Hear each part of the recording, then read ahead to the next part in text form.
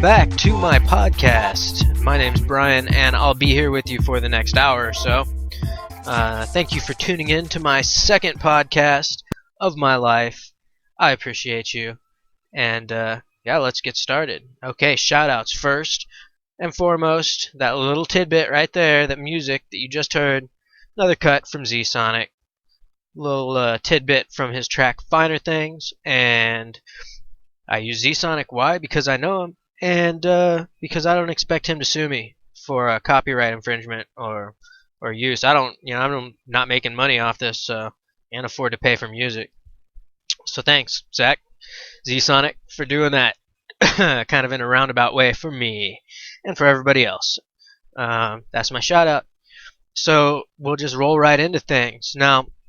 Last time, I didn't really have any topics lined up, and it worked out pretty well.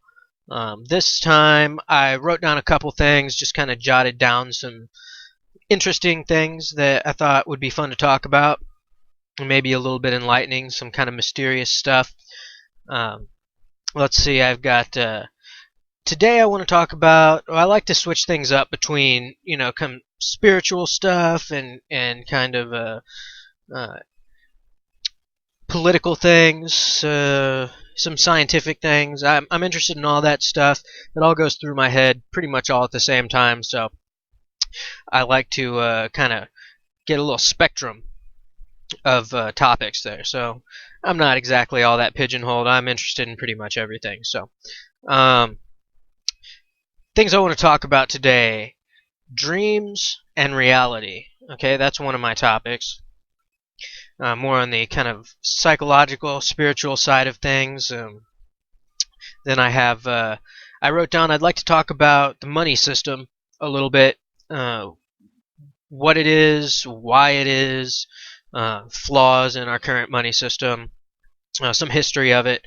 That stuff's really interesting to me.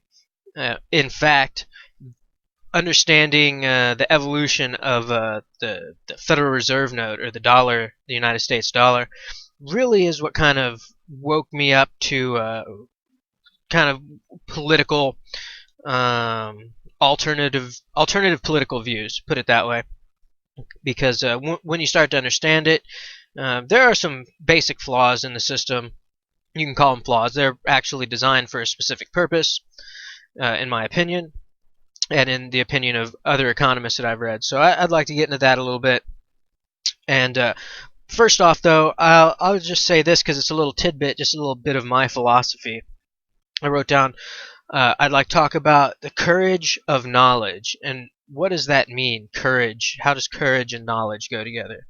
I think they're intimately connected.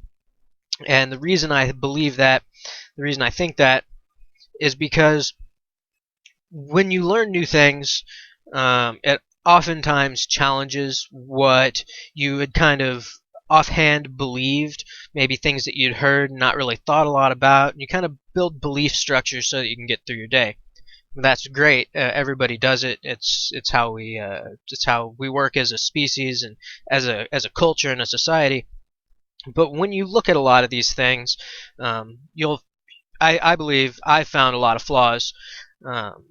Incongruencies between things that I had believed, and so when you learn new things, really it's a challenge to everything you believed in the past.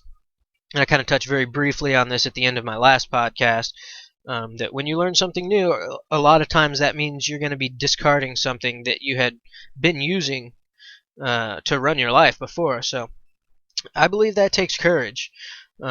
I think that very often people get the sense that they are their thoughts, they are their beliefs, they are their belief structures.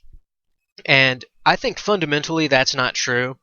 I have the strong sensation that what it means to be alive, what it means to be a person, I guess I could say, is at its base is awareness.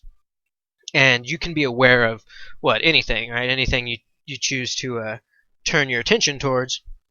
And if that really is the base foundation of what you are, well then you can pretty much, you're anything that you're thinking about, you're anything that you behold.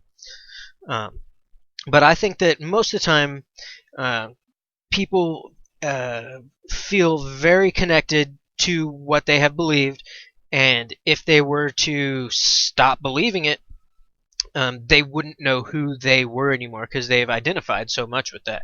So if somebody, say, was a Christian, just for instance, their whole life they were raised as a Christian and they had these certain sets of beliefs, and then some evidence came out. Say we found some archaeological evidence that disproved some of the beliefs of Christianity.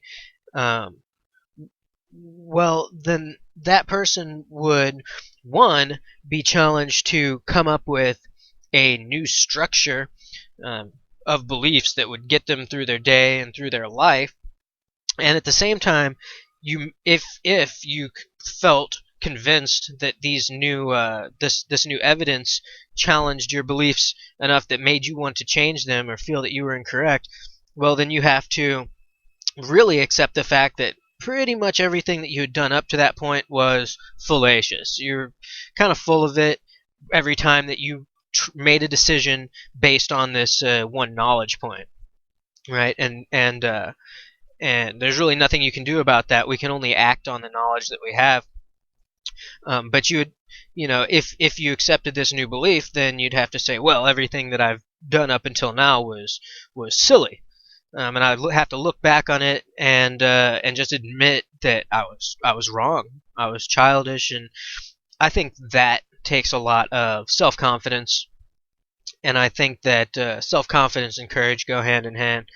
I don't, I haven't looked up what the word courage means in the dictionary, but I do think that it has a lot to do with self-confidence and a sense of self-reliance.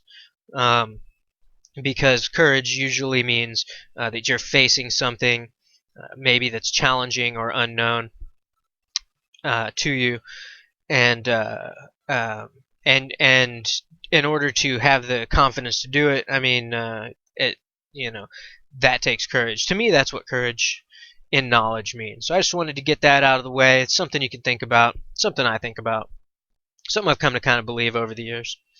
And I thought it might be a nice way to start off this podcast because, I'll touch on some things that are kind of out there, and some other things that are fairly well documented. But most of what I talk about is it should be thought-provoking and maybe mind-bending, because to me that's where you get a flexible mind, is by bending your mind.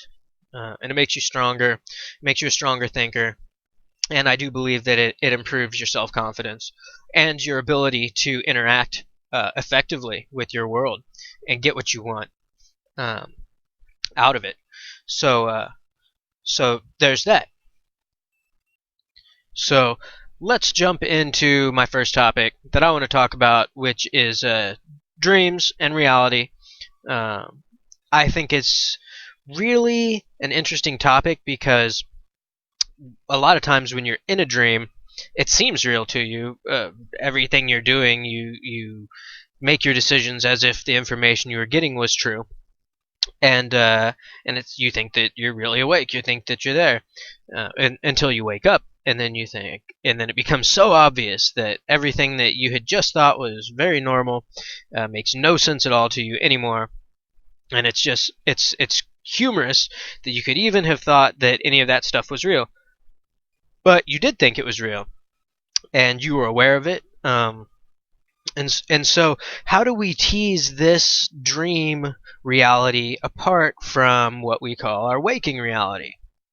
I do not have an answer to that, actually, and this has probably been one of my most thought about topics in my life, because I am such a vivid dreamer.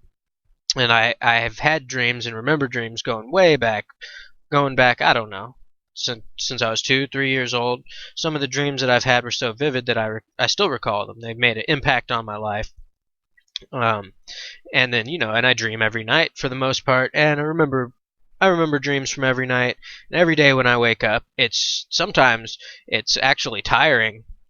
because I'll have whole stretches of memories of things that I've just got done doing, a whole day's worth of things. Sometimes I even fall asleep in my dream and wake back up in my dream and then continue to go along with what seems to be real, and then poop, I'm awake. Um, and sometimes tired. Sometimes I'm more tired than I was when I fell asleep because I feel like I've just done like a day or two's worth of effort. I'm like, oh man, I need to lay down and relax from this thing that I just got done doing that was so taxing. But of course, I have to get up and start my day. Um, so dreams by themselves, that's an interesting topic. You can get into a lot of subjects, brain chemistry, the philosophy of awareness. But the reason I chose dreams and versus reality, or what's the connection between the two, is that I've had experiences many times in my life that have led me to believe that there is a type of shared reality that you participate in while you're dreaming. And I wouldn't go so far as to say it's always that way. It may well be that you're always in a shared reality every time that you dream and every time that you're awake. We co-create our realities in a quantum sense by observing things. We collapse those things into what we think of as existence. So possibly yes, it's always that way. On the other hand, I feel strongly that a lot of times when you dream, it's an exploration of your own subconscious, even of your own conscious mind in a sense, things that you had thought about, things that you had experienced that day.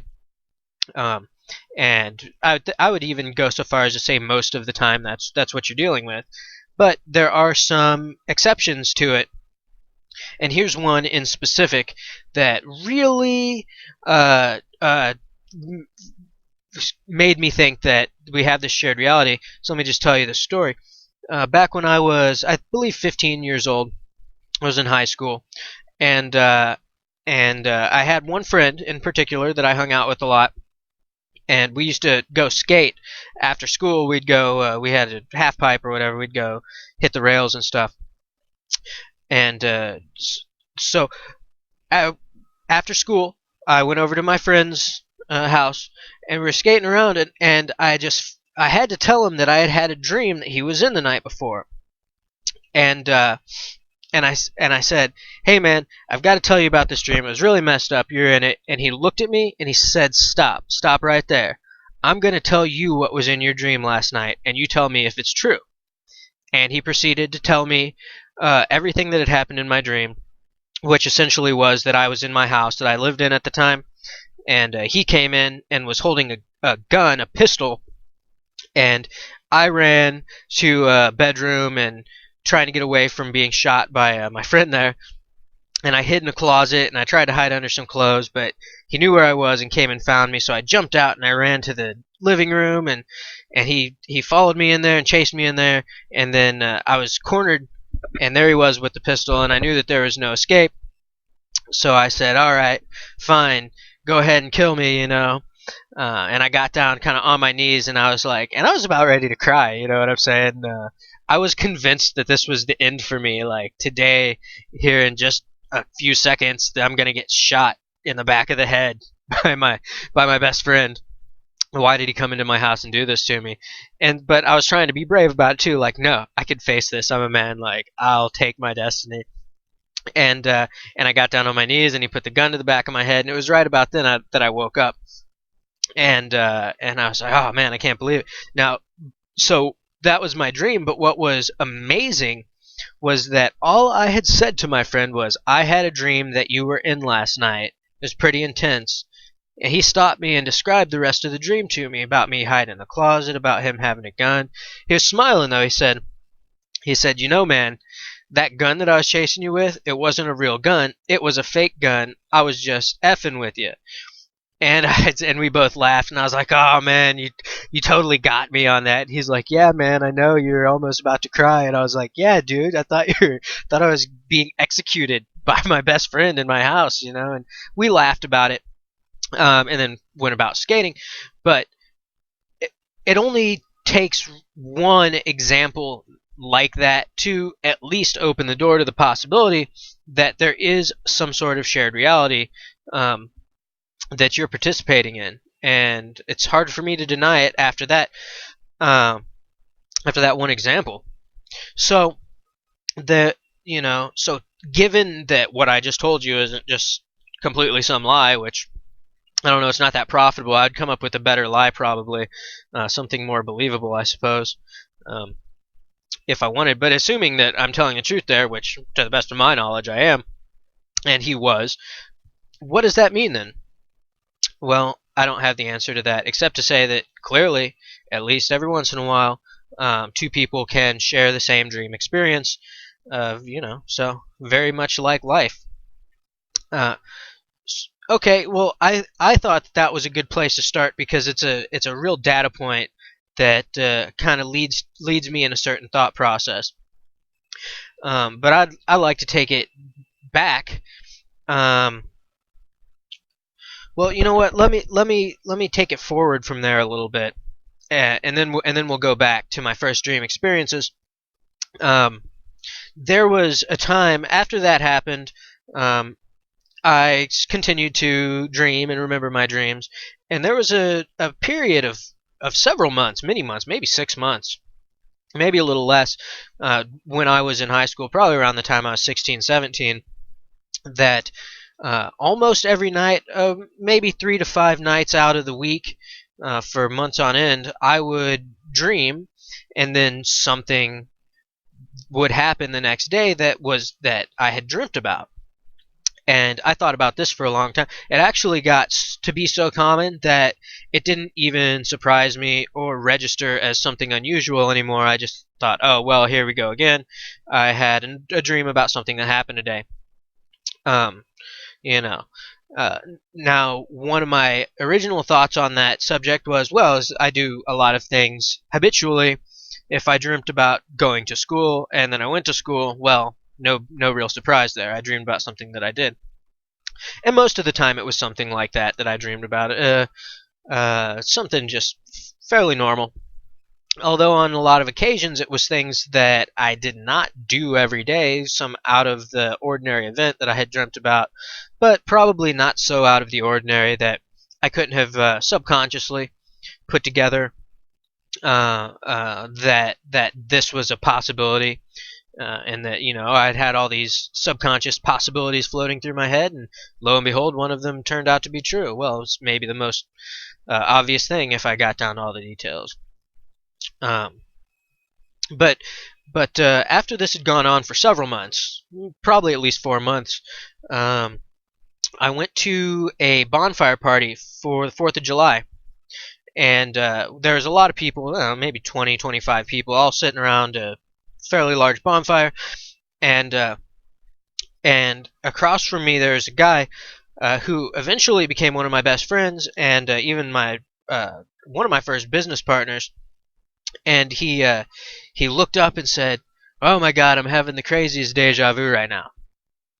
And I looked at him for a second, and I started. In fact, just before he said that, I was having the most intense deja vu as well. And so when he said it, of course, it really piqued my attention. And I looked at him, and I looked at the whole scene, and I thought through back into my memory, and I realized that the scene that I was witnessing was something I had had in a dream about 3 or 4 nights before. And I remembered it very clearly. I remembered waking up that morning and having a dream about a bonfire and all the people around it and everything. And that was fairly out of the ordinary because it's not something I did every day. It's not something anybody had specifically planned on doing. It's just turned out that we did that day. So that was another example. And this, of course, was following after my other friend had told me, had recited my dream to me without me telling him. So I said, oh man, yeah, I'm having this deja vu. Wait a second, I remember I had this in a dream a few days ago. So here's just another tie-in to how dreams and what we call our waking reality seem to be somewhat intimately tied together. And I don't think it's, that difficult to imagine that maybe there is this quantum predetermination. To be honest, it's not something that I had ever really wanted to believe. It doesn't necessarily make me feel better. But as far as I can tell, philosophically, given what I understand, and scientifically, given what I understand, which is all very limited, that predestination is the fact of the matter. That choice and freedom is really an illusion based on the fact that we don't know and have access to all the first causes. That if we actually had access to all the causes, that we would understand that the things that we do because we must do them. Even if we choose something based on a personal preference, well, we have that preference because why? Because we had some previous experience with it and we enjoyed it, so now we prefer it. So now we prefer the color red to the color blue because our dad's first car was red and we loved going for rides. But the school bus was blue and we hated going to school, and so we associated these things. So now I like red and not blue. So when 30 years later I'm at the car lot and they say what are you going to get? Well, of course I'm going to get, if I'm not thinking and I'm just going on my preferences, hell, even if I am thinking about it, I'm going to say, well, give me the red one. I like it. It reminds me of things that make me happy. So in what sense is that a free choice? I mean, had the dad's car been blue and the school bus had been red, then I'd be choosing a blue car because that makes me happy. In what sense then is that freedom of choice? Well, I guess in some sense you could say it is. You may say, well, given the knowledge, the psychological knowledge of why you have preferences, you could say, well, I'm going to deny this ingrained thing and just choose something which I consider to be random. Maybe I'll choose the opposite. Maybe I'll get the blue and decide to change my experience. Maybe I'll get green because I don't have any experience with it. But nonetheless, the reason I'm making that choice is because I had sat and considered the reasons for why I do things, and some part of my personality became the type of person that wanted to try new things. And why did that happen? Well, it happened because of a set of experiences that I had, a set of beliefs that I held. So, in that sense anyway, it's difficult for me to understand what freedom even would be. And then of course, I started studying Spinoza, the philosophy of Spinoza, and he believed much the same thing, that there was a determined set of occurrences. Now, it could possibly be that determined set of occurrences is everything in all possibility. Everything that was ever possible is happening, has happened, is continually happening, and we as observers simply go through the branching tree of possibilities and we observe whatever path it is that we go through. That is a certain type of determinism, I would imagine, because obviously all the choices are there, written for you, and you're just going through them. There may be a type of personal freedom involved in that viewpoint.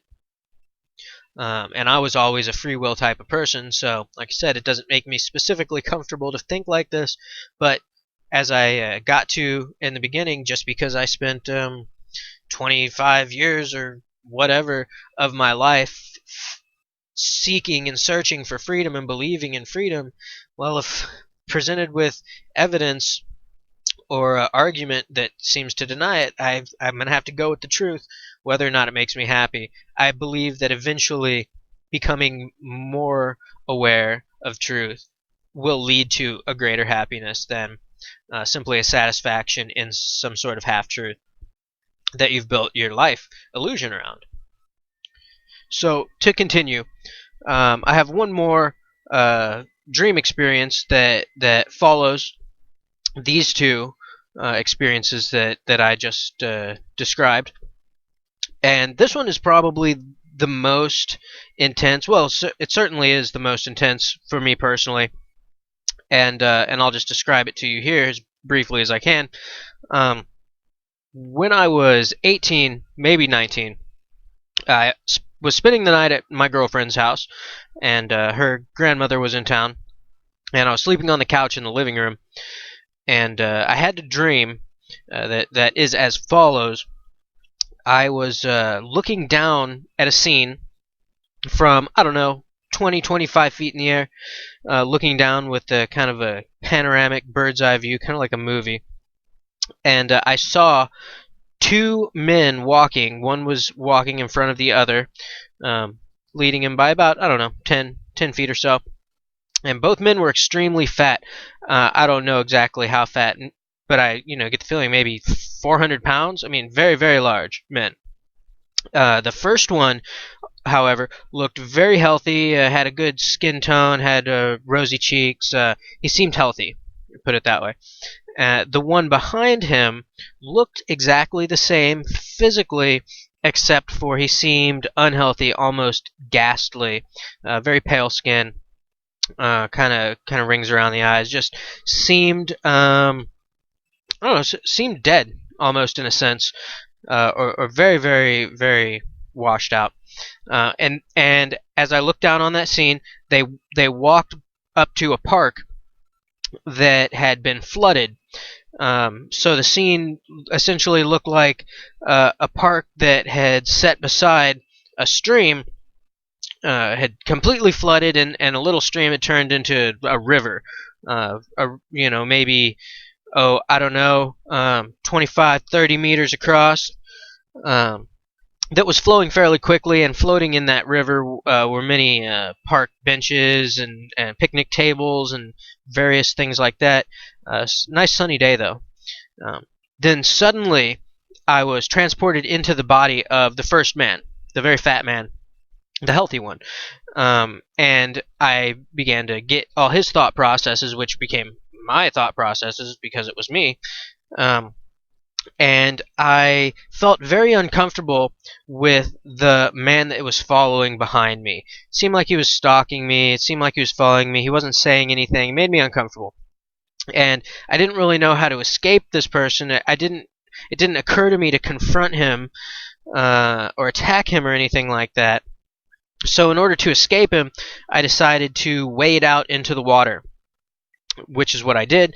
And one of the first things I noticed was, because I was so large, so fat, that I was incredibly buoyant. So I found it very easy to float in the water. And it's just one of those little interesting things, because I don't weigh 400 pounds myself. So I don't know if that's true or if that's what it'd feel like, but hey, it's what it felt like at the time. So I waded out into the water, and I floated out there, and I got to a picnic table that was floating in the water, and I kind of climbed up on top of it, and I was floating downstream. And I looked back, and I saw that the other man, my doppelganger that was following me, also waded out into the water, and was swimming up to the table that I was on. And again, I was uncomfortable about having him near me, so I jumped off the table into the water, floated to another picnic table, and he followed. So I left that table and swam to a third picnic table, and he followed. And one more time, I left the table and went to another picnic table, and this time he didn't follow.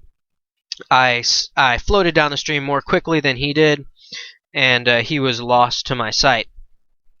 Back behind me. Then, as I was floating down the river, feeling relieved, I started to float towards the edge of this river where there was a tree line. And I was moving fairly quickly, so I definitely didn't want to just ram into a tree. I'd probably get hurt, so it seemed. So I adjusted. I went over to one side of the table, and because I was so large and fat, it caused the picnic table to lift up on the other side, and when I came up to a tree, it was lifted up, and I kind of shifted back to the middle, and it pushed me back towards the center of the stream.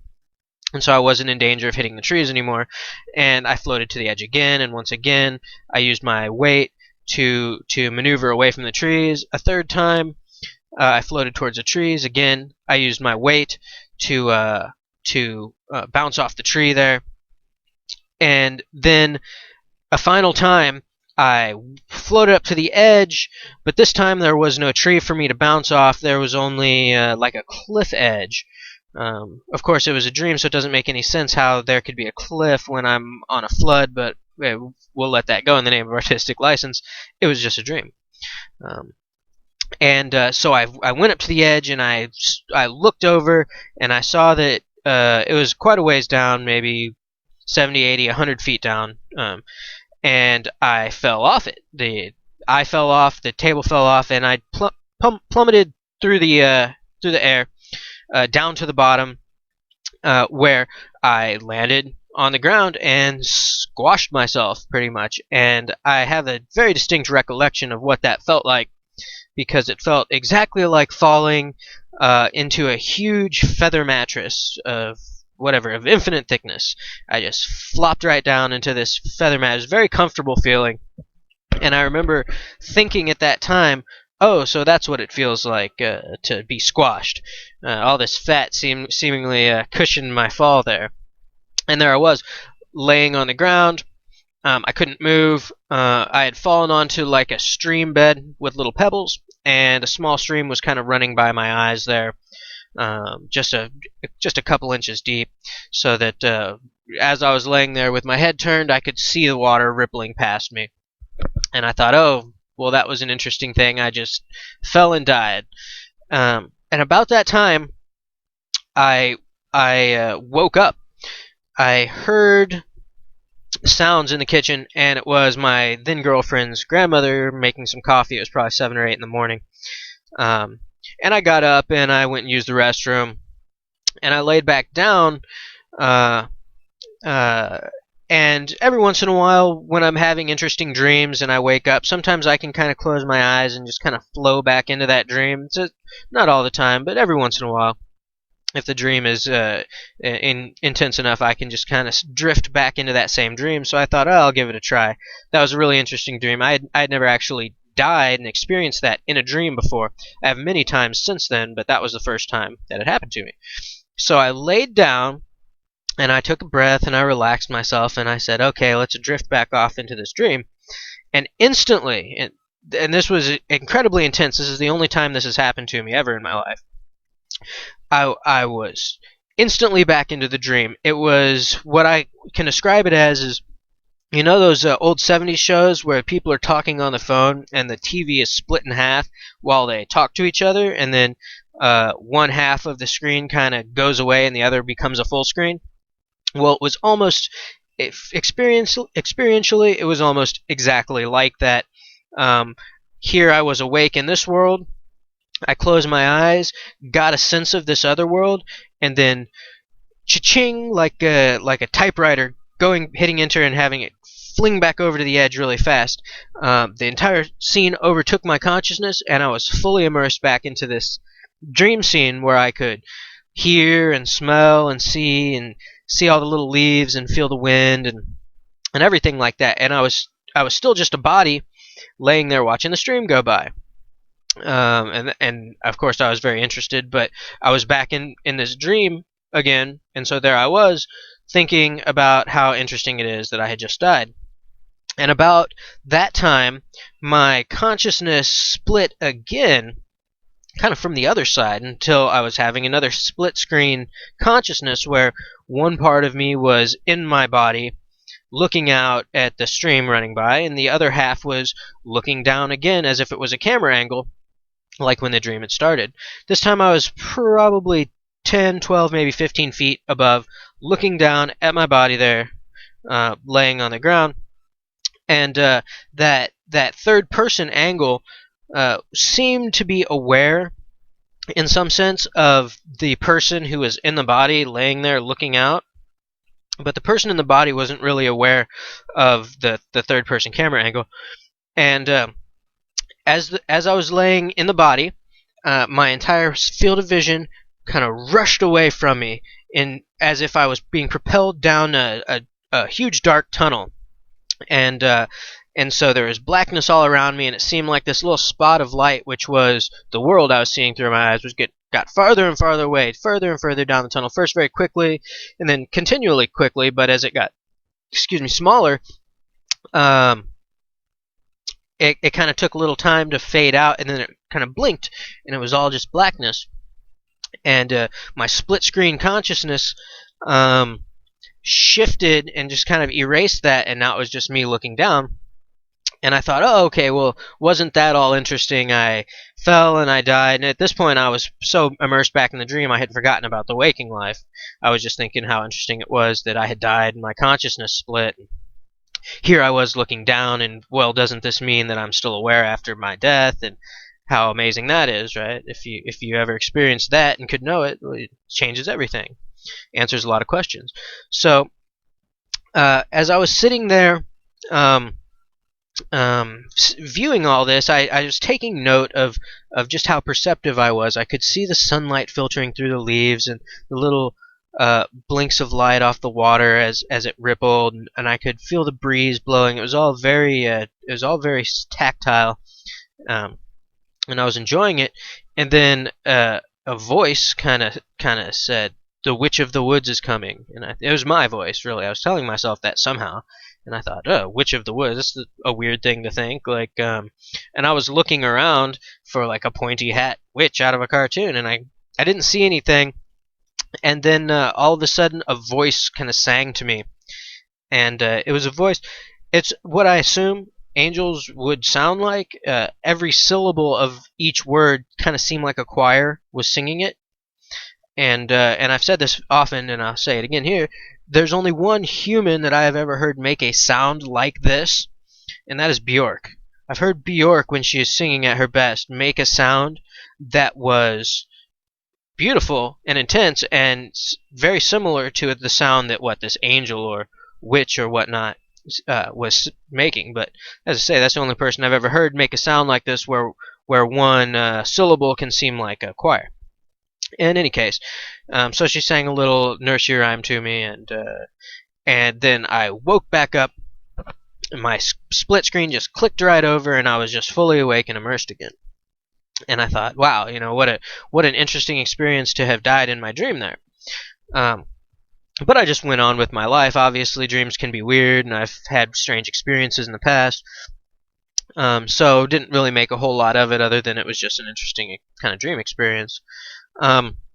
Until a year later, when I was 20, and I was out rock climbing with several of my friends over in Columbia, Missouri, where this was the year before I went to college. I was in community college at the time. We went to see one of our friends over there, and if you've ever been over there are huge cliffs that are excellent for climbing, several hundred feet in some areas. Well, yeah, probably over 150, 170 feet.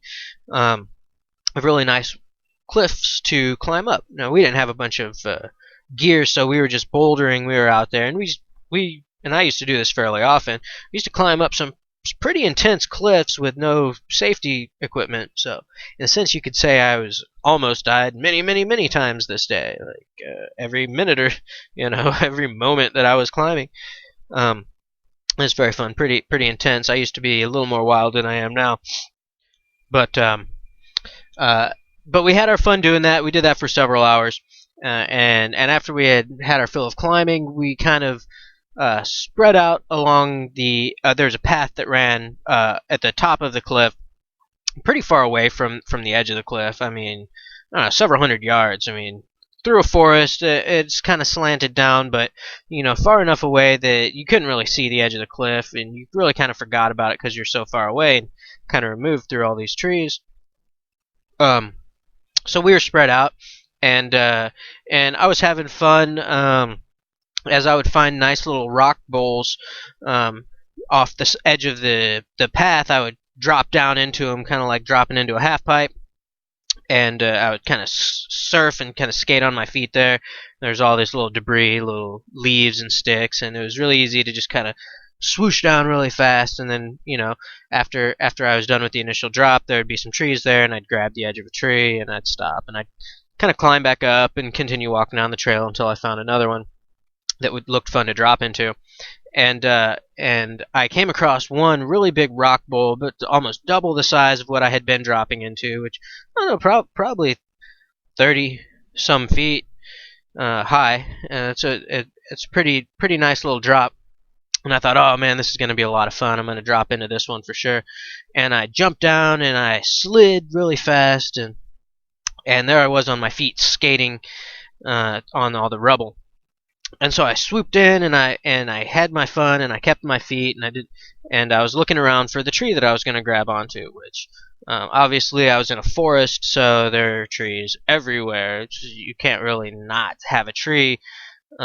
But I didn't see one in front of me, so okay, no problem. I was surfing down a fairly steep incline, probably going about 35, 40 miles an hour, which is something I know because we used to skate hanging off the backs of each other's cars, and so I know what it's like to go 40 miles an hour on your feet, and that's about how fast I was going down this hill.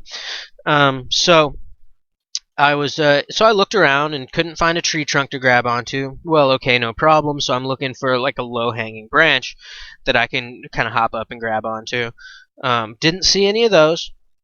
And time was moving slow for me because I was moving fast, and it's kind of a phenomenon if you've done a lot of if you've ever done like wakeboarding or I assume snowboarding, although I haven't done that. Skating fast or anything like that. You hit a certain speed and time kind of slows down for you. It gets very matrixy for whatever reason, I don't know. And so I was looking for a low-hanging branch, and this time couldn't see one. And I've gone a fair distance. I've gone maybe 50, 60 yards at this point. So I'm thinking, okay, well maybe I'm sure there's like a bush growing or like a tuft of tall grass that I can grab onto. And I'm looking around, and so there's nothing there for me to grab onto. So okay, no big deal. I'm sure there's like a kind of a boulder, like a big rock kind of half protruding from the earth that maybe I can grab onto. I figured I'd kind of slide to my back and grab it, and nothing. And now I've gone maybe 100 yards or more out of the 300 yards that I have to the edge of the cliff, and at this point I'm not thinking at all about the edge of the cliff because it's so far away. I still can't really see it. But I am starting to get a little concerned because I'm looking in front of me and I'm really not seeing anything that I can grab onto. I mean, not even a tuft of grass that I could grasp at, like maybe try. And I considered falling to my back and going spread eagle, which is what you're supposed to do if you slide while mountain climbing.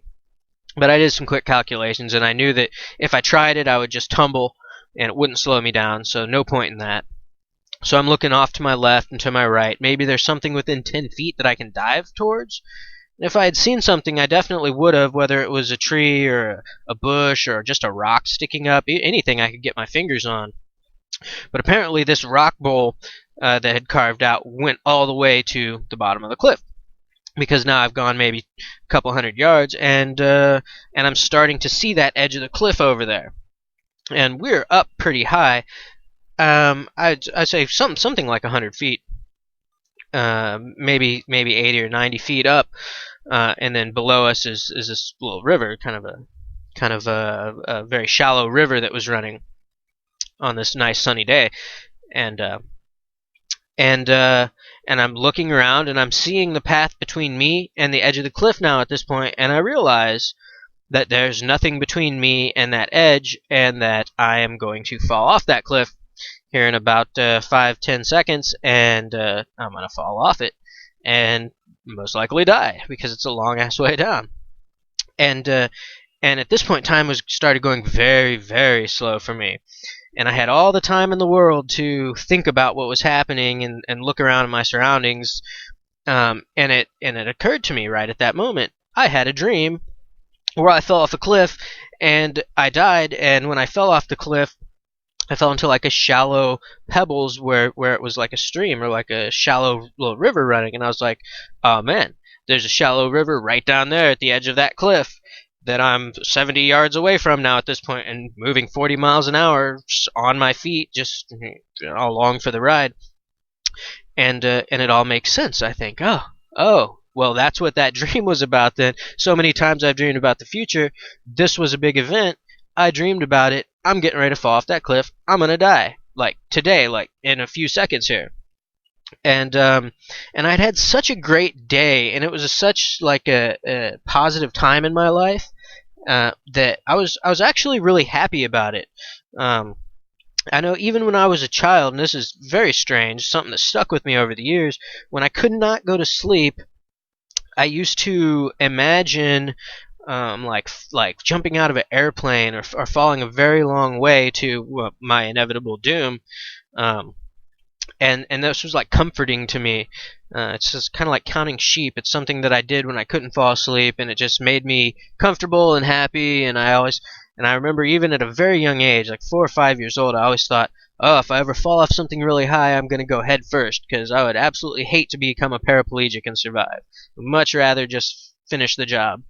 Um, and like I said, even at 5 years old, that's kind of an intense thought to be having. So that stuck with me, and I'm putting all these things together, and I'm realizing that now is like my time, my destiny, and I became very excited because I think that this death experience is the most mysterious thing, probably the most mysterious thing that humans have to think about. We know, we have the records, we see it happen, that everybody dies. We all know that. We learn that at a young age. We all know that it's something that we go through on our own, and that we are inevitably going to experience this, but we never know when, and is there anything on the other side, and is it going to hurt, and will I feel fulfilled and everything. But here I was at 20 years old having this beautiful time, and I felt that this was my destiny. I thought, I've been thinking about dying this way since I was just a wee lad, and just not a year ago I had a dream that this happened, and in my dream I fell off the cliff, I got squashed, it didn't hurt, I came out of my body, I looked down, and I said, hey, there's some sort of life after death, because here I am looking at that squashed body, and I'm still right here. So I was convinced at this point, 100%, that I was going to fall off this cliff, I was going to squash, and when that happened, I was going to come out of my body, look down at my squashed body there, and think, oh, well, isn't that neat? And then I'll know, have the 100% proof of life after death, of whatever, and I don't know what would happen after that, who knows. But I was very satisfied that this was a good day to die, a good way to die. I didn't expect to experience any pain. I was right there in the prime of my life. I'd done everything that I wanted to do for the most part. Every day of my life, I lived it to the fullest, and I was like, yeah, let's go. Couldn't have been more excited as if I was a kid getting on a roller coaster for the first time. I knew it was going to be scary, but I knew that it would be painless and totally safe. And so now I'm coming up to the edge of this cliff, and I look, and I'm cruising at 40 miles an hour, and I'm starting to look down because I'm getting close, and I can see over the edge now.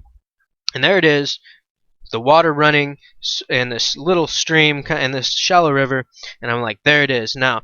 But then I was concerned a little bit because between me and that rocky riverbed was all these huge boulders. I'm talking, 15, 20 feet high and 20 feet across, and jagged boulders there. And I thought, oh man, this is going to mess everything up. I want to go squash on that flat spot because I'm pretty sure that's not going to hurt. But it looks like I'm going to fall onto these boulders instead, and is that going to be sharp, or is it going to hurt differently? And I don't know. I don't really want to mess with that. So as I came up to the edge, I was going to try to jump and dive over them and maybe land on the water, which was only a few inches deep, but maybe by belly flopping it, I could survive. I've kind of heard of that. And but no, it was too far. So I thought, well, I'm going to have to modify my death plans here. And I'm just going to have to go head first onto those boulders, man, because I can't make that jump. Sorry. It's going to be a little different. So I just keep telling myself, keep your eyes open, keep your eyes open. Watch this happen. You only get to do this once. Keep your eyes open, like a kid on a roller coaster. And so that's what I did. I kept my eyes open. I'm repeating this in my head. And now I can't see any ground under my feet anymore. I'm over the edge. And I've still got my arms spread wide, trying to preserve myself instinctually for that last, half second or whatever before I fall off. And I tipped up over the edge, and time's moving so slow, and all I can see below me is these huge boulders. And I've picked out a spot. I saw one kind of flat spot that looked kind of prime for me to smash my skull against. I felt, yeah, if I can get my head to hit on that thing, there's going to be no chance of me becoming a paraplegic. So I wanted to do that. I was pretty intent on that. And so I had found my spot, and I was looking at it, and I'm keeping my eyes open, and I'm over the edge, and all I see below me is the air and the rocks and the river, and there is no grass and rubble under my feet anymore. It's just me and the air. And I'm hanging over, and I'm watching, and I'm not falling. And I'm not falling, but time is moving so slow, I just tell myself, keep your eyes open. Time is going to catch back up with you in a second. This is really kind of strange. Things are moving so slow, but I guess this is what happens. I was like, oh man, don't tell me I'm going to have to sit here and relive all the events of my life, because that sounds boring. I remember it already. I just want to put my head on that rock down there and see what happens to prove to myself that there's life after death, and I'm going to be happy. And yet I'm still at the top of the cliff just looking down through the air. And still I'm there, and still I'm there. And after I don't know how long it was, but after a minute, I was like, okay, man, you're not falling. And why is that exactly? And at that point I was like, well, maybe is this a dream? Am I dreaming right now? Because normally if you fall off something, you just plummet. It happens fairly quickly. But I wasn't, and I would not take my eyes off that rock that I so badly wanted to fall my head onto. But since I wasn't falling, eventually I said, well, I guess I'll take my eyes off of it for a second and look around.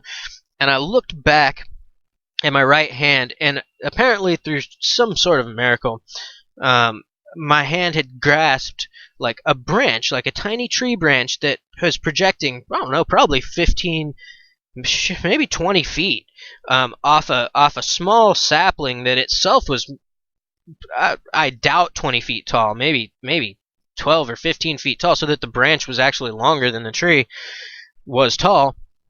And at its base, this branch was only about an inch and a half thick.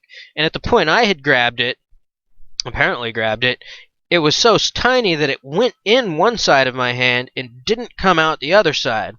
So somewhere there within the width of my grasp, it turned to zero. So you can imagine how thin it was. And I never really noticed feeling a jerk like I was going 40 miles an hour and then grabbed something and stopped all of an instant. I think that would jerk you pretty hard, and you might notice. I didn't notice, but then again, I wasn't paying attention. So I looked at the branch, and I looked at my hand, and I considered it all, and I looked back at the thing, the smooth part of the boulder that I really was kind of aiming for, and I looked back, and I looked down, and I thought, well, given that I'm not falling right now, I should probably climb back up. And I was like, yeah, I really should do that. Time's picked back up at a normal speed, and I'm not 100% comfortable at this point hanging off the edge of this cliff, which is what I was doing at a 45-degree angle, more forward than you could lean without holding on to something. And I was like, yeah, but I have to do one thing. I just have to look at this before I move. And I looked down and back to where my feet were on the edge of the cliff, and all 10 of my toes were off the edge of the cliff. And it was so Indiana Jones. Even at the time I thought, man, if you told me 1 minute ago that this was even possible, I would have just laughed in your face. It's not a chance. And here I am experiencing it. So, yeah, guess shows what I know. So I climbed back up the branch, and I kind of held onto the tree for a little bit. I very carefully made my way back to the top of the trail, and just continued on my day. I didn't tell anybody about it at the time because I was still processing it. None of it really made any sense, and I never mentioned it for about a year. But that's my most intense experience, and I just thought that this is one more really intense example of how a dream can affect like a waking reality. Because definitely I wasn't scared because of the dream that I had. I really believed that, body or no, I'm going to continue to exist. And I have proof and evidence of this, and I'm just going to jump into the water and prove it for myself, and screw it if nobody else knows, because in 5 seconds I'm going to know. But it didn't happen. I don't think it happened, because here I am. Here we are. And that's my last little dream experience that I'm gonna talk about here. But it all just goes to show how much there is to know about consciousness, about these dream images that we have, and also about the way that these dream images can affect the way you live your waking life. Whether or not they're just illusions and imaginary, they definitely make an effect. And And as I had said previously, very difficult for me to tease these two sets of experience and reality apart. I just can't do it. As much as I try, I almost think that, well, but I wake up in the same place as I went to sleep every night. Doesn't that kind of prove that now I'm awake and then I was dreaming? Except for the fact that a lot of times in my dreams, I go back to places that I have memories of and have been there before, and so I don't have a perfect recollection of everything. But as far as I know, I am waking up into the place where I had gone to sleep in the dream. Maybe this is the dream. Maybe this is some boring dream or sometimes exciting dream that I'm having. Uh, and this is my rest, and then I go back to the real world. I don't really know, but I do know that there is a connection between these two states of consciousness. So this is something that I spent a lot of time thinking about. I have not heard anybody explain it to me in a way that was convincing. I just have my experiences, which, as you can see, are fairly intense and pretty vivid. So there's that, and I'm looking at my little timer here. It looks like it's about an hour, and I have not gotten into the other topic that I really wanted to discuss, which was the money system. And so what I'm going to do is just do it, because who's going to stop me? What? You can't stop me. You can stop the recording, but you can't stop me from having recorded it. And that's what I'm going to do. So, on this pretty much on the same tangent that I was just on about what is a dream, what is an illusion, and what is real, it really leads straight into this money thing, because what is money? Is it real? Is it an illusion? I would argue that the money that we use, especially today, all this fiat currency, which is really backed by nothing, is more illusory than the dream state in a very realistic sense, because it's really just an idea, and it's not even tangible for the most part. Most of it's not even printed on paper anymore. It's just numbers in a computer, and you don't even have a direct experiential access to what it is. So unlike your dreams, which at least you can experience whether or not it's an illusion, you get the sense of it. Money is much less so. And as a little point of example for that, I'd like to show that, kind of point out that $1 of modern American currency is, I believe at this point, something like 1 penny, just 1% of what the original dollar that was backed by gold and silver was worth. Now, when I last looked this up, I believe it was a dollar was worth approximately 4 cents of what pre 1913 dollar was. But that was a long time ago that I saw that stat. Probably like 10 years ago it was like that, and everything's pretty much doubled since then at a minimum. So would I say 2 cents at least? Probably more like 1 cent with all the quantitative easing. And that QE3 is about to go through, or has already started.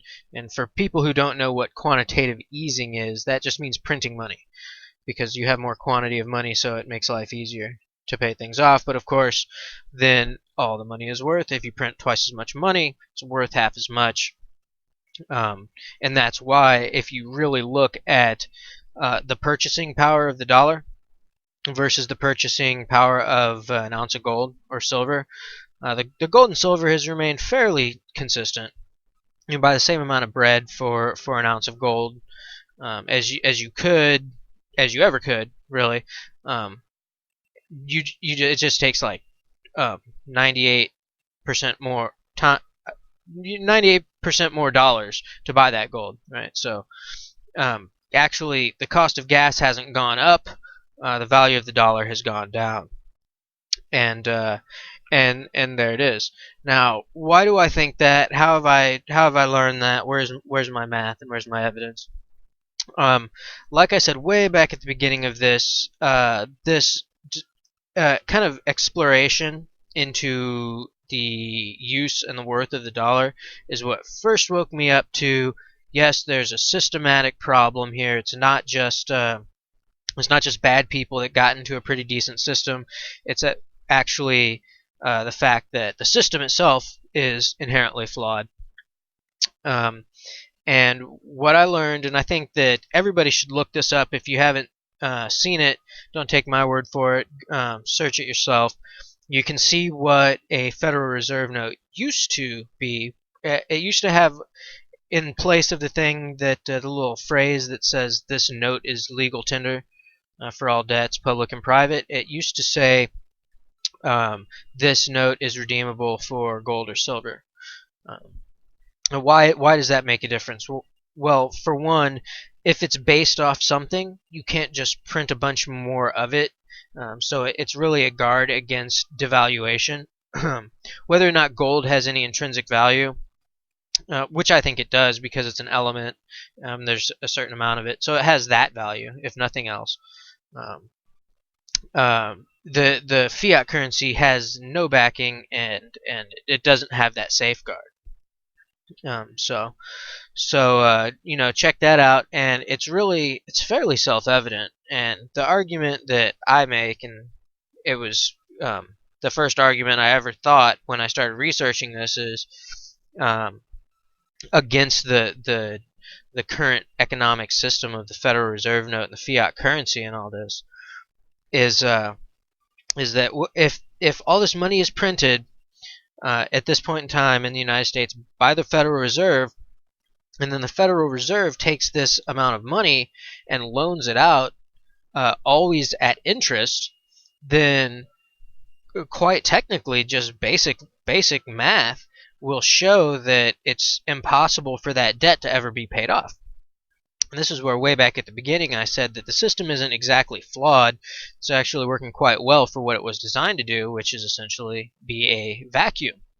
Because obviously if I'm the only person who can print money and I print $100 up and loan it out to people at 10% interest, well then the moment I hand that money out, I'm owed $110. But well, there is no $110. There's just the 100 that I printed. There is no more. So how am I ever going to get back $110? Where is this interest going to come from? And this is where it becomes, I don't know, somewhat clever, I guess, to a mass of people who really aren't paying attention, is that you say, well, you won't have to pay me back for a year, and I'll just take 1% at a time, so it'll be real easy for you to pay off. So here it is. I printed $100. 10 people each got $10. Each one of those people owes me $11 now, and I'm going to give them time to pay that off. So those 10 people can kind of compete amongst themselves. They can trade and do their business and do their deals and even gamble or whatnot, until one person is down to only having $5 and another person has $7. Well, one person has $22, and the person with the $22 is able to pay off his segment of the debt. And so he says, well, look, the system works fine. I did good business, and I made more, and so I can pay off my debt. So what the hell is wrong with these other people? They're just lazy. They can't pay off their debt. Even the guy who didn't get into the market and just held on to his $10, obviously he can't give me back $11. And in the end, it's obvious that somebody's going to lose big. Maybe most of the people, it just depends who ends up gathering the most money. But in the end, where is that extra 10% coming from? Well, it's going to come from a real asset of some sort. And that's why I say that the money system in America, the fiat currency system, is essentially, it's a debt system. It's a vacuum. Because the moment you loan that money out, you're pretty much guaranteed, assuming that people follow the rules in any sense, to be returned all the money plus real assets such as land, the time and the labor of people, food, or any physical asset. Because that's what happens when somebody builds a house and you take out a mortgage. Here's a house that, just say for ease of math, is $100,000, and that $100,000 paid off. It paid for the land. It paid for all the materials that went into building the house. It paid for the labor of all the people that built the house. It paid for the profits of the buyers and sellers and the agents and things. So all those real assets, all the actual work that went in, is paid by that $100,000. Say, I mean, that's our number. Now everybody's been paid for the actual work and the land and everything real that's gone into it, and now a bank will come in and say, I'm going to give you this 30-year loan, and you're going to end up paying back approximately $300,000, right? Something like $280,000. I was in this industry. I did this years ago. I was a mortgage loan agent, and so I looked at the amortization tables. I know exactly how it goes down, and it's startling and disheartening if you really look at it. I mean, people should freak out. It really surprises me that people aren't a little more upset than they really are. But again, it goes back to this idea that, hey, you have all these players, maybe 8 out of 10 of them are going to lose, but you want to be in that 20% that comes out on top. You want to have the a little bit more so that you can pay yours back, and unfortunately that just means that those other 8 people are going to be sucked dry of whatever real asset they have, like say whether that's time, a piece of land, a value of a material, food, or a precious metal. And that's that. That's pretty much the end of the argument. And it seems so basic to me that it's, I expected to have a really long diatribe on this, and it really isn't forthcoming because I've said it. If all money is debt, it can't be paid back. It's just an inherent flaw in the system. It's just a big Ponzi scheme. The answer to it, there are a lot of answers to this. In fact, this really seems to me like just about anything else you might try is probably a cut above what like our current monetary system is. Even if it was strict bartering, just chickens for hay, and hay for corn, and whatever, and a goat and a lamb for somebody to come do carpentry work. I mean, that actually has more basis in reality than what we're doing. It's actually our human race would probably be in a better place. And I know that seems weird because people think of bartering as, what are you talking? We're cavemen now, bartering. Well, cavemen may have actually been. I think we've actually gone a few steps back from then, because while it's true we may not have been able to have this kind of conversation with the internet. It's not so simple that a caveman can do it, but what's happened with the whole monetary system is that vacuum has gotten so big that that's really what's causing the destruction of the rainforest, the pollution of the oceans, the radiation, and from leaks in nuclear plants that they just can't afford to fix it, and why do we even use that type of plant? Why do we use nuclear and coal still? Why are we driving around in vehicles with gasoline engines that are more than 100-year-old technology? It's really it's really disturbing. The reason for that, for these issues of pollution and power, is because those things are able to be metered out to people at a cost per unit. Something that you couldn't really do very easily if everybody had their own solar and wind, and was just producing it. You obviously could sell the units, but after that, people would not, have to pay for each little increment. And as I kind of illustrated in my example previously, nobody wants to be the person who can't pay back their debt because people come take your stuff. So people really fight to be that one out of 10 who actually gathers enough of this fiat currency that they can pay back their debt, while inevitably those other 8 or 9 people are SOL. And so essentially the money system is the cause of all the pollution, all the drilling, the BP oil spill, all this stuff. It couldn't be more diabolical. It really couldn't. And a long time ago, and I cannot remember where I read this, but I read somebody's article that claimed that the money, if you could kind of anthropomorphize. If you could give human-like qualities to money, it seeks to insert itself between each real activity, um, and it really just is a buffer it wants to come in between a person and eating, a person and sex, for instance, a person and breathing, even if you want to get to this level of carbon credits and stuff, and we put out carbon dioxide. It seeks to insert itself in between reality, in between reality at every layer, and it's been quite terrible. It's driven our planet pretty much to the brink of destruction, and really, so why do we have it? It's just simply a measure of control. Somebody, I don't know who and how it evolved. I From what I understand, the idea of fiat currency and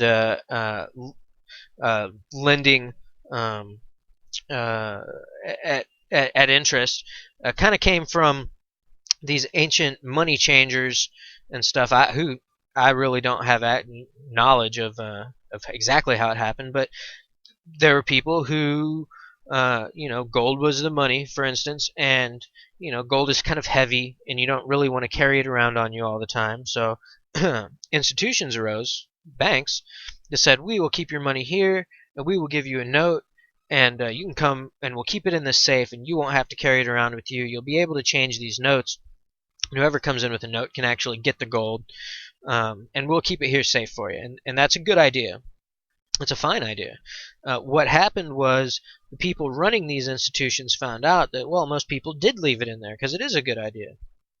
And that at any given time, you could only reasonably expect for maybe 10% of the people to come back and demand the actual asset, the gold or the silver, to be handed to them, which meant that they could actually print up more of these notes and loan them to people at this interest. And the whole idea was that each note had a value of a certain amount of gold, but this is where this fractional reserve banking came from, and which is the standard now. A bank will loan out 10 to 100 times as much as it actually has on its books, which is bad enough, except that when you realize that people that borrow this money go put it in another bank, which means that they have a certain amount, and then they loan out 10 to 100 times worth of that amount. So this is really just fiction piled upon fiction, and it's just really spiraled out of control. And like I said, it's leading to it's already led to the destruction of just really countless life forms, which, as far as I understand, life forms, biology, the DNA, nature, this is the real wealth of the universe. It's the real complexity of the universe. And so here we have money, this fictitious, simplistic thing, which has managed somehow to just ravage the true wealth of nature. And it's as bad as it sounds. It really couldn't be much worse. It's the cause of slavery and all that human suffering. It's the cause of wars and all the death and dismemberment, the scorched earth. I mean, it's very, very little that's going bad on this planet could be attributed back to anything other than money, unless you just want to take it one step back from there, which is control, domination of the many by the few, of life by really the ignorant, in my opinion, because I don't believe that one unit of life can have all that much wisdom, really all that much perspective. So any time that a small minority is trying to exert this untoward force against nature, it's going to end badly. It might seem like a good idea. Very rarely is it. If people want to sign on to something voluntarily, then that's kind of its own safety mechanism. But again, in this country, we go ahead and try to use other money. It can be very difficult. You'll end up being arrested. Even just trying to trade silver for something. I've heard stories and heard firsthand accounts of people speaking about themselves being arrested for trying to pay for a shake with a silver coin. and they come say, well, you're counterfeiting currency. Well, not exactly. It's kind of a form of barter. The coinage of currency is something different than bartering, which is why, in all technicality, there are local forms of money, like mountain hours and stuff, where people have agreed to accept this form of note as a payment, and it represents something. And really, I'm not an economist, although this is something that I would be interested in learning more about, because it's something that has to change. Otherwise, we face ultimate destruction, not just of ourselves, but of every beautiful living thing on this planet. And for what? For an idea, just for this idea of domination. It's just turned into a bloodlust, really. Like, it's tough for me to think of anything worse than just cutting down the rainforest and putting cow pastures there. Like, it's just insult to injury. I mean, the injury is already horrendous, but the insult of putting something so mundane right there where 50% of the land dwelling species live in one big forest, it's just, it's insulting. It insults me personally. And I felt this way ever since I was a small child. Ever since I was, 4, 5, 6, 7, and I learned that a rainforest existed and that it was being cut down, I have railed against it completely. It's one of these things. It's like that and starving people who unfortunately were born in just really crappy situations. They didn't have access to anything else, and they were brought up malnutrition and in a society that's condoned these types of actions. And these two things, the starvations and wars, this poverty thing, and the ignorance of people, and then the cutting down of, like, say, the rainforest, and then other, of course, geographic sites. It's, to me, those are just the two most terrible things, and I relate it directly back to money, and then one step further to this need for control. So there's not a whole lot more to say on this, except just for me to reiterate that I think it's important that if you're just becoming aware of these things, to go look at it. Go look at the evolution of the dollar bill. Look at it year by year. You can find pictures of it. What did it look like this year and the following decades? And you'll see that there's a trend. And people are not that stupid. And I mean, yeah, people can be very ignorant, but when you get right down to it, people will do what seems to work for them. So when this evolutionary chain of the money system is going on, you can be quite certain that somewhere some group of people have engineered it that way. It didn't really just naturally occur, because there's nothing natural about fiat currency. And as Forrest Gump said, that's all I got to say about that. It's pretty much self-evident. And so we haven't gone too far. I really thought that would take a little longer to get into, but it's so simple. That I'm going to go ahead and cut it off here. I've run a little over, but hey, it's not really over. It's kind of my schedule.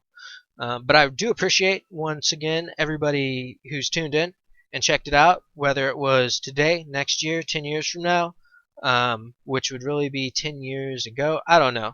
It'd be like, it's like through the looking glass here. If I recorded this 10 years ago from your time, I'm speaking into the future, you're looking into the past. Nonetheless, whenever people are watching it, listening to it, I appreciate it. And yeah, I hope to see you next time. I'll maybe come up with a few more topics, maybe fix up some music, maybe come up with the title. There's a lot of things to do. But I just feel that expression is important, and I think that everybody should find a way to express themselves. I would love to write things, but like, people don't read nearly as much as they used to, and this is, I think, a fairly easy way to digest some of these thoughts, and also for me to put it down to posterity. Should I actually fall off the next cliff, and somebody wonders someday, what was that guy like? Well, here you go. If it's out on the internet, and there may be a huge global collapse. I don't know. I'm not betting on it. So I'm not betting that the internet just disappears. So I'm putting my 2 cents in right here. And that's not fiat currency. That's me. That's real. Okay, thanks. And I'll see you next time.